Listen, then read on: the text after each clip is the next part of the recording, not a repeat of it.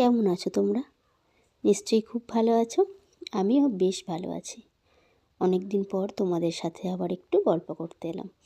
জানো তো, আমাদের এখানে না প্রচণ্ড শীত পড়েছে।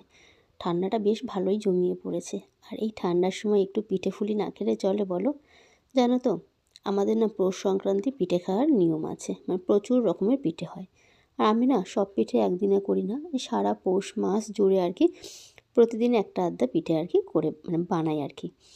মানে একসঙ্গে তো এত মানুষ পিঠে খেতে পারে না, তাই না? প্রতিদিন করে অল্প অল্প করে আর সবাই একটু আধটু খায়, খেতে বেশ ভালোবাসে।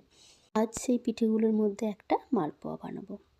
তার জন্য সুজি, ময়দা, চিনি, নারকেল, দুধ আর একটু মৌরি ভেজে দিয়েছিলাম, দিয়ে আর কি ব্যাটারটা বানিয়েছিলাম। আর জানো তো, পিঠেগুলো না ভীষণ খাস্তা হয়েছিল, দারুণ খেতে হয়েছিল। সবগুলো দিয়ে মাখিয়ে 10 মিনিট রেস্টে রেখে তারপর আর কি পিঠেগুলোকে ভেজেছিলাম। দেখো কি দারুণ দেখতে হয়েছে না? চলো আজ তাহলে আসি, টাটা।